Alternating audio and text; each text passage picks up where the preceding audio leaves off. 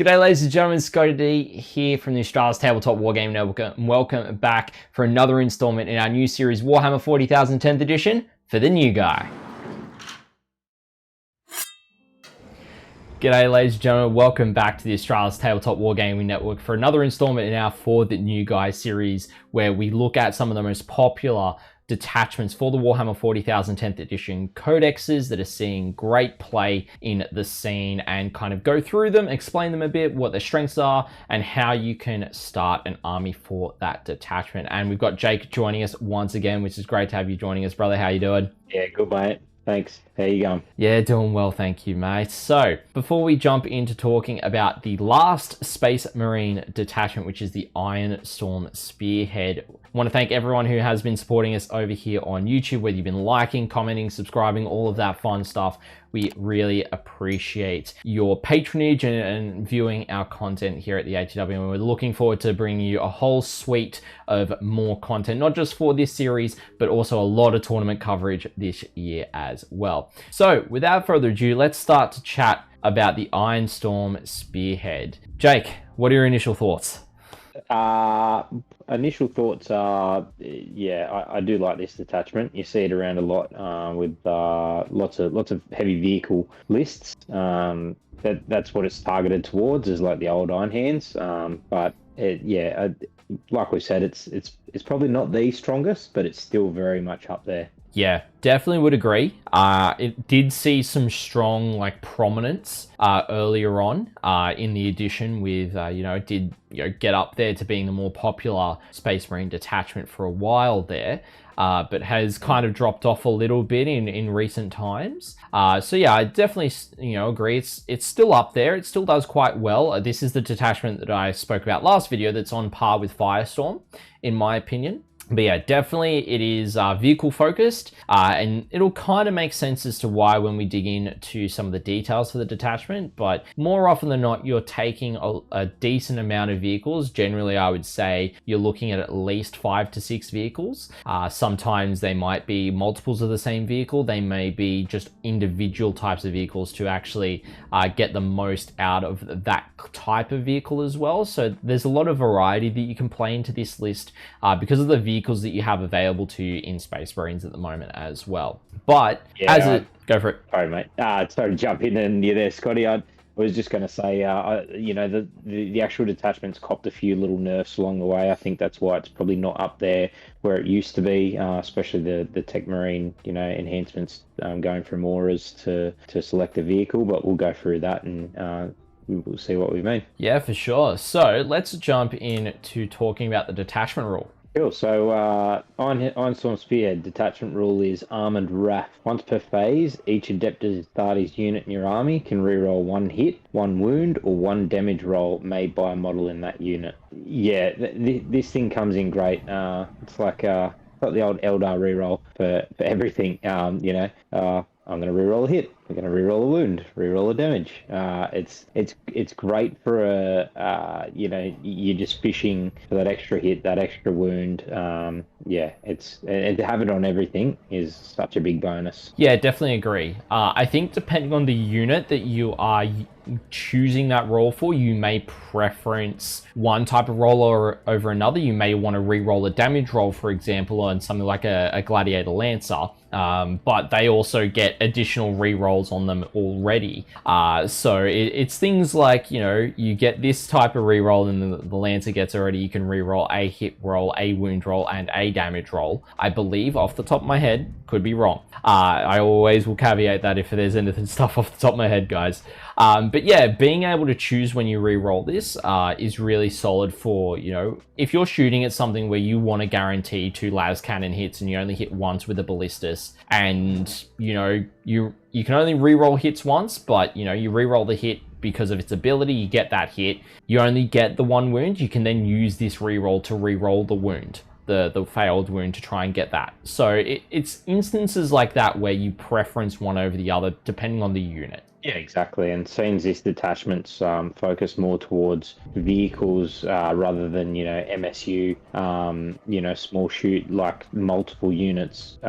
It's good for that that main weapon on that dreadnought, on that tank, on that flyer. That's where it's good. Yep, for sure. All right, so now that we've had a look at the detachment rule, let's jump in and take a look at the enhancements. So first up, we've got the target augury web. Now, this is for a Tech Marine only. In your command phase, you select one Adeptus Astartes vehicle within 6 inches of the bearer. Its weapons gain lethal hits until your next command phase. So this one used to be an aura of being around 6 inches, and I'm not sure if you guys can hear, there is currently a thunderstorm happening outside of my house that is hitting at the moment, so you might hear some rain and thunderstorm sounds as I'm talking as well, just for you, just a heads up for you guys.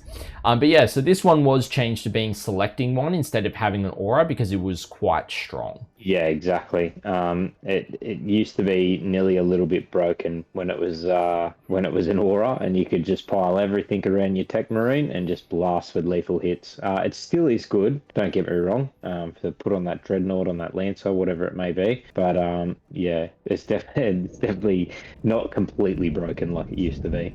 Yeah, 100%. Definitely agree. The next one is the Flesh is Weak, which is just 4 up, feel no pain. Because why not? Yeah, it's good for something with 4 up invul. So you're going 4 up invul, 4 up feel no pain. That's very hard to chew through. And the Satans do that very great. And we know how hard they are to kill. So yeah. Yeah, I think a Gravis Captain would best suit this one. Being, T6 and just a lot of durability then at that point. Yeah, absolutely. Then we've got the Adept of the Omnissiah, Tech Marine only. Once per battle round, when a friendly Adeptus Astartes vehicle fails a saving throw within 6 inches of the bearer, you can change the damage characteristic to 0. Yeah, blanking of damage is great for anything, especially when being a Technomarine only. Your little techie there's not leading any units. He's by himself. I believe he's still lone up while he's within 3 of a vehicle. Yes. Still. Yeah. But I mean, if he gets caught out, some vehicles die, or he gets left behind because the vehicles have moved elsewhere to get some shooting lanes. Being able to blank that damage is good. It's probably not a big one that gets used much, but it's up to the person, really. Yeah, I definitely think blanking, and that's massive if you heard that. This storm is overhead. So it is really solid, particularly to protect your vehicles from stuff that's D6 +1/+2 damage. Which is really good. It means that, cool, you're just blanking that. Whatever damage is coming at you, just 0. Stopped. It's really good to protect your vehicles because more often than not, they don't have an invulnerable save to fall back on. Then the last enhancement you've got is Master of Machine War. In your command phase, you select one Adeptus Astartes vehicle within 6 inches. It can advance or fall back and shoot until the start of your next command phase. So a bit more nuanced in this one, selecting a vehicle that, you've got to be within 6 to be able to pick for that advance, fall back and shoot. I think it does work well on something that is already in combat. So you pull them out of combat, they can then shoot at the target. And then, maybe you can kind of bait that combat unit with something else, or you can just completely delete it with all of your shooting. Things like that is really solid. So I quite like this enhancement. So out of all of them, they all can see some play. I think it's up to the player's preference as to which ones you're going to leave at home compared to which ones you're going to utilize. As there is, 2 that are Tech Marine only and 2 that are not, bear that in mind.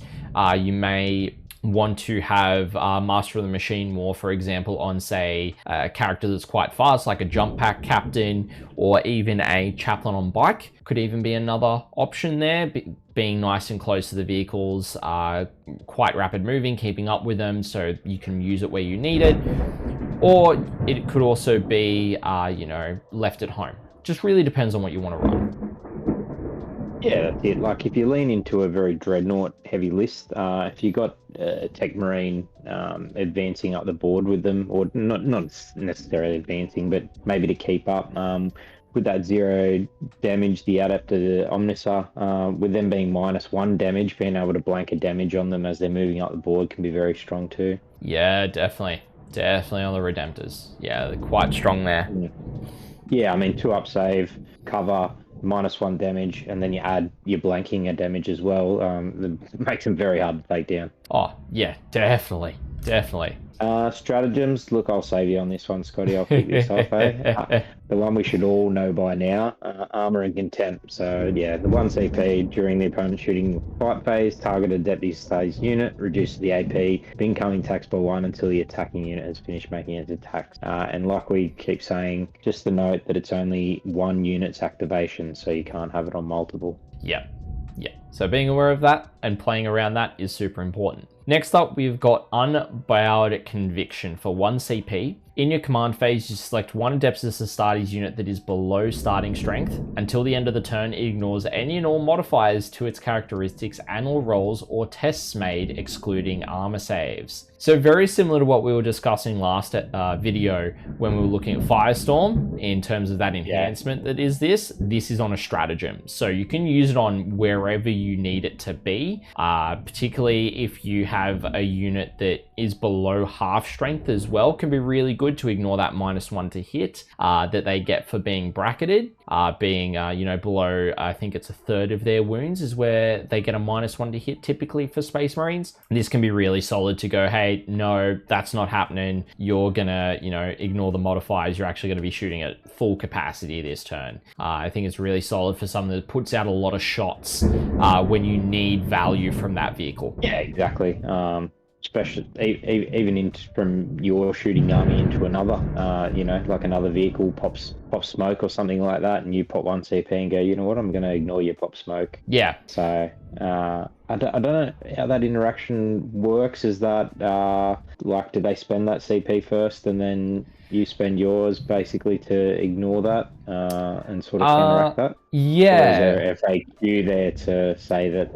So ignore it. The important thing to note is this one is during the command phase. So they're going to know that this is active for your vehicle before they pop smoke. Yeah. Pop smoke, yeah, that makes more sense. Yeah. Yeah. Very good pickup. So yeah, so the next stratagem. Mercy is weakness, -2 CP.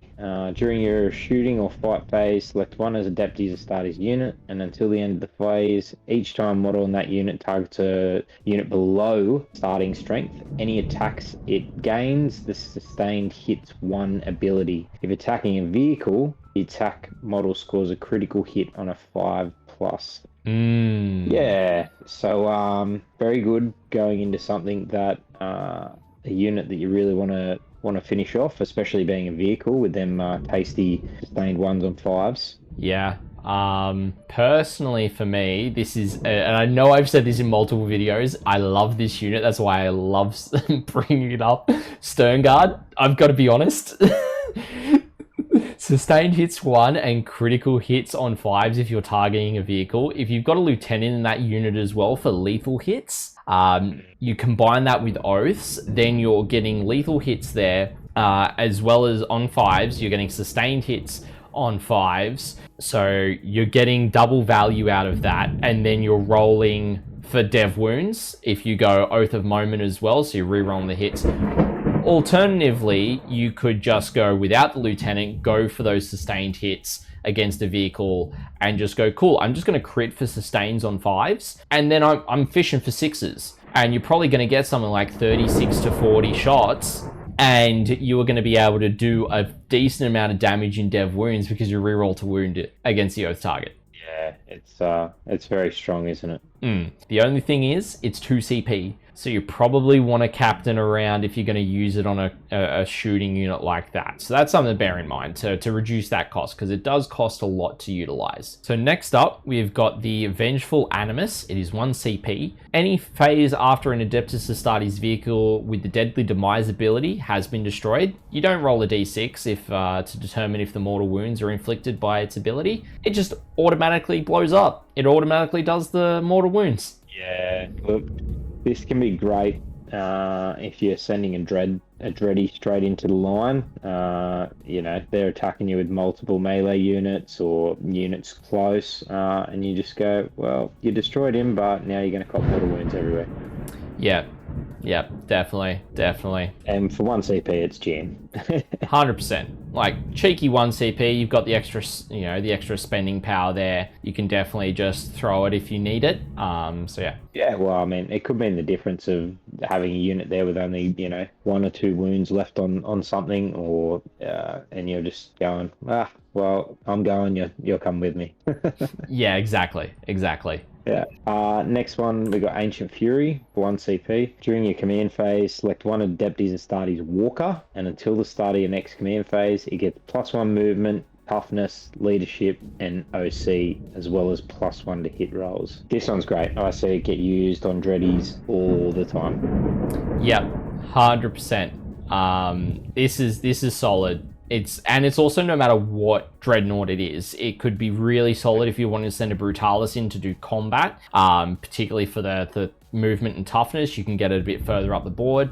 If you're using a Brutalis, Ballistus, it's really good to get into a position, allow it to hit on 2s. It's already re-rolling to hit against something that is not below, I believe it's half strength. So it means that you're hitting on 2s re-rolling. You can get a lot of benefit out of that. You can, you know, you're running a Redemptor, you can get the benefits of both, because you can get that additional movement on a Redemptor, the additional toughness if you want to send into combat after it's done some shooting as well. And really solid there. So I quite like Ancient Fury as well. I think it's great. The only, you know, yes, it is during your command phase, but it lasts until the start of your next command phase. So it means that it's lasting the entire turn. So if you were able to plant, you know, one of these dreadnoughts onto a objective and just go, this is mine now, you have to come and kill me off it with a walker that's really tough and durable, like a Redemptor or even a Brutalis. It's pretty good because both of those are toughness 11 with this stratagem. Yeah, exactly. And worth noting, you know, like a Brutalis punching up into a knight at what, strength 12, I believe, with the Brutalis fist being strength 12 also, just giving that, you know, that extra strength, putting them from a 4 to a 3, and then if you pair it with the Oaths going, you know, a Brutalis wounding a knight on 2s is just hilarious. Yeah, it is the +1 to the hit rolls, so it would be wounding on 2 re-rolling, and then they'd still be wounding on 3s, not the other way around that you had it. Oh, no, I mean, if you're pairing with Oaths, you're getting the +1 to wound. So yeah, with your okay. +1 strength, you're going to 13, which would be on 3s, but +1 to wound from the Oaths, so you're going to 2s. Yeah, because you're getting +1 strength and +1 to wound. So you go from 4s to 3s to 2s. So the strat doesn't give you +1 strength, it gives you +1 toughness. Toughness, yeah, cool. No. Good pick up, Scotty. Good pick up, Scotty. It's all good, brother. And that's what this series is about. Yeah. I always thought it was strength and toughness, but it's toughness and leadership. Yeah. Yeah, and movement and objective control. And, so yeah. OC. Yeah. Yeah, but that's what this series is about, everyone. Like, even us, we still get things wrong. So you know, it's always, you know, about communicating that, you know, with your opponent, just making sure you read the strat yourself, as well as, you know, if your opponent questions it, feel free to show them and make sure you're getting it right. Because even us veterans, we still get it wrong. Oh, a lot. For sure. All right, the next stratagem we have got is Power of the Machine Spirit for 1 CP. During your opponent's shooting phase, just after an enemy unit has resolved its attacks, one Adeptus Astartes vehicle that was reduced to below half strength from those enemies' attacks, your unit can shoot as if it were your shooting phase, and that enemy unit and only if it is an eligible target when doing so. So basically it is cool, you've gotten me down to below half my wounds, I'm just going to shoot you back. Yeah, exactly. You shoot me, I shoot you. It definitely comes in handy. Yeah, depending on what it can provoke or, you know, change. Just your opponent knowing that you can potentially do that can maybe stop them from moving a unit around and targeting that unit, giving you a bit more survivability as well. Yeah, or it can also mean that they try and get their best guns to shoot at a unit at once and try and kill it outright before you're able to pop this stratagem. And if they don't, then you can punish them with this strat. The amount of times I see a Redempted Dreadnought live on 1 wound after you've shot 2 or 3 units at it is just disgusting. Yeah, Redemptors are very solid in this detachment, definitely. So I think that brings us to the end of the stratagem suite. So next up, we've got that 1,000-point list. Yeah, so 1,000-point list that we're working with today is a Spearhead army list. It's got your Marshal is the Warlord, Tech Marine, Master of the Machine with the Master of the Shemor enhancement, 5 Intercessors, 10 Primaris Crusaders, a Black Templar Impulsor, Black Templar Gladiator Lancer, which is important that it's to mention it's the Black Templar version because I think you can get the multi-melter, like which the other Lancer variants can't. I think same with the Impulsor maybe. Everybody gets a multi-melter. Yep. Probably the only thing that actually has war gear where it costs points these days. I believe now that they are separate data sheets, it's just built into their cost. Yeah, cool. Even better. The 5 Primaris Sword Brethren and a Redempted Dreadnought will give you 1,000 points on the nose. So you can see the theme there. We're going with the Black Templars Ironstorm list. Yeah, so basically I was looking at the combat patrols. As you would have noticed, a lot of the Marine list, because there's so many different combat patrols out there, it's really easy to go, I'm going to pick this combat patrol to use with this detachment because it kind of fits in. So for example, Firestorm, we just use a generic Space Marine one. When you looked at Stormlance, we pulled in Space Wolves. For this one, we're pulling in Black Templars, and the Black Templar one, it gives you the Marshal, which is one of the Black Templar characters. It gives you 5 Intercessors, the 10 Crusaders, and the Impulsor. So that's, and the Sword Brethren is an additional kit, but it's within theme. You throw the Marshal in with the Sword Brethren, you put them in the Impulsor, you go kill something in combat.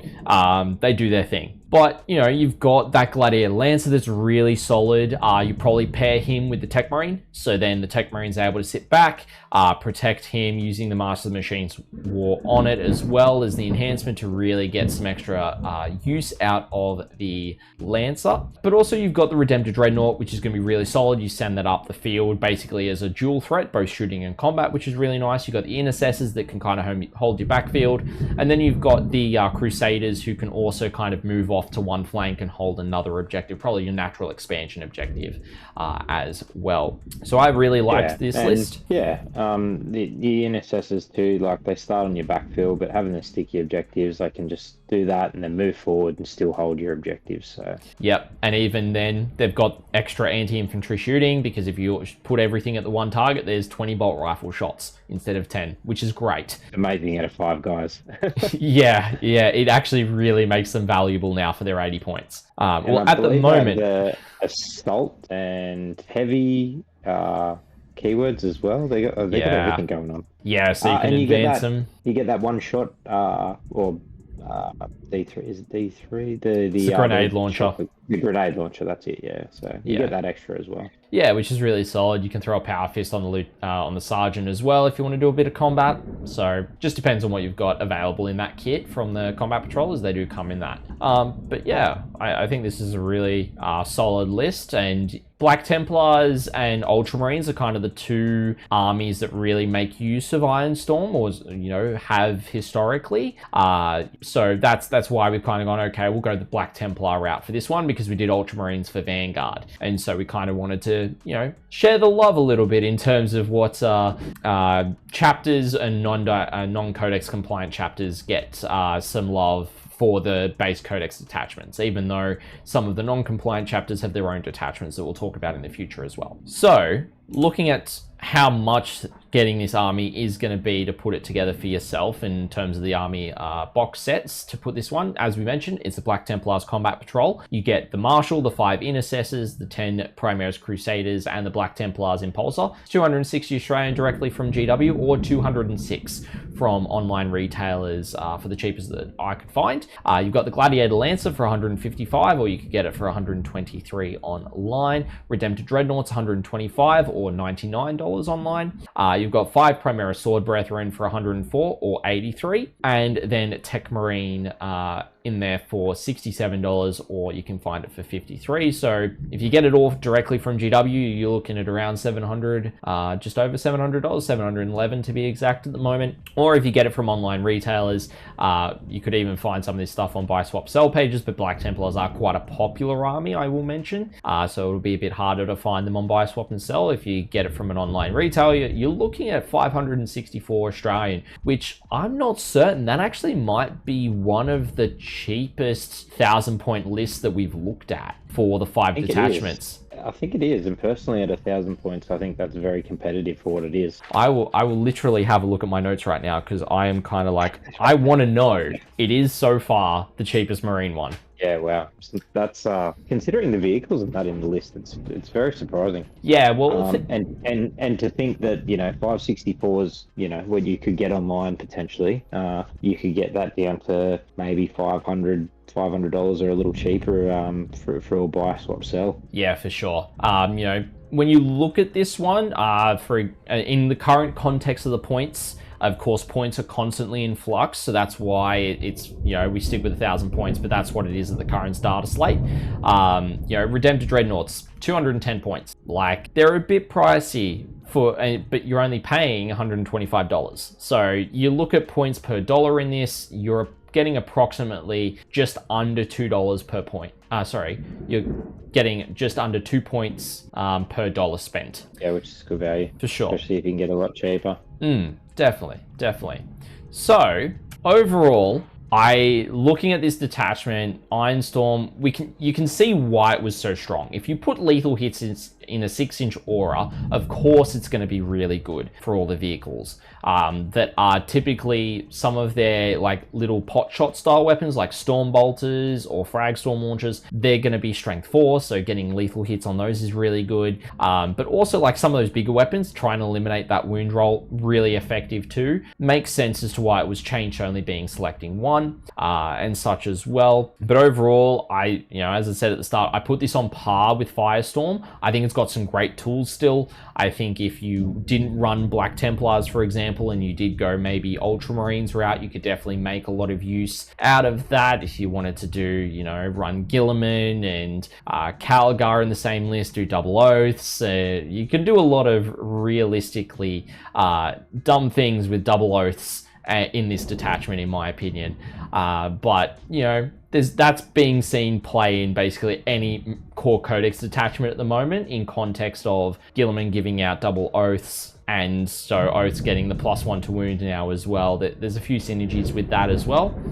But overall, I think this is still quite a strong detachment. It's why it's our 5th one, so this will kind of be the final detachment. You look at the core codex of Space Marines, because it is one of the 5 most popular ones that we've seen over the edition so far. But Jake, what are your thoughts? Yeah, I still think it can be very strong. I also being an old 9th and maybe a little bit of 8th edition Iron Hands player and absolute lover. There's no reason why you can't get your old Iron Hands out if you haven't played any games at 10th and match this into this. I know the Iron Father Fearos is a bit of a sleeper.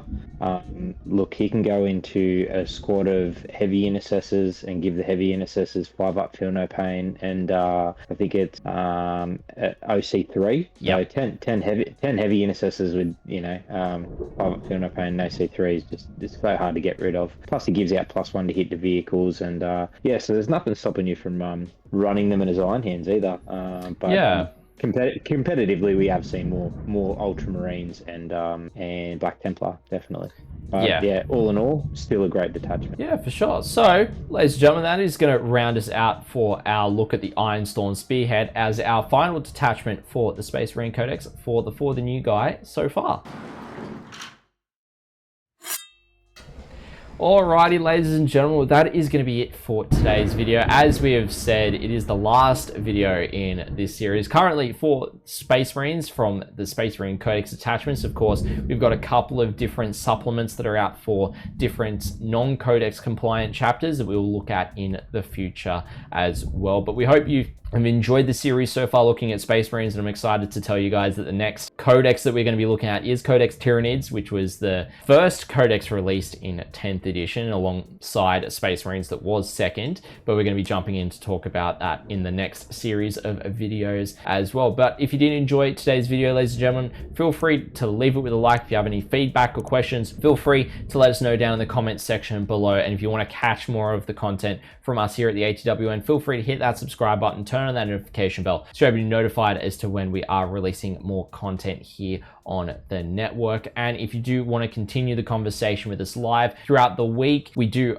traditionally have hobbying sessions on a Monday and Friday evening over at our Twitch channel at the Australis TWN. Feel free to head over there, drop a follow so you're notified when streams are happening over there. We also do tournament previews over there as well. And I also want to do a shout out to all of our financial contributors, whether you're here on YouTube, whether you're over on Twitch as a subscriber there, or if you support us via Ko-Fi as well. Your financial contributions are always greatly appreciated and allow us to do so much more for what we are doing for the Australian Warhammer 40k competitive scene in terms of tournament coverage and improving the quality of that coverage for you guys. But ladies and gentlemen, thank you so much for joining us for today's video, and we hope to catch you in the next one.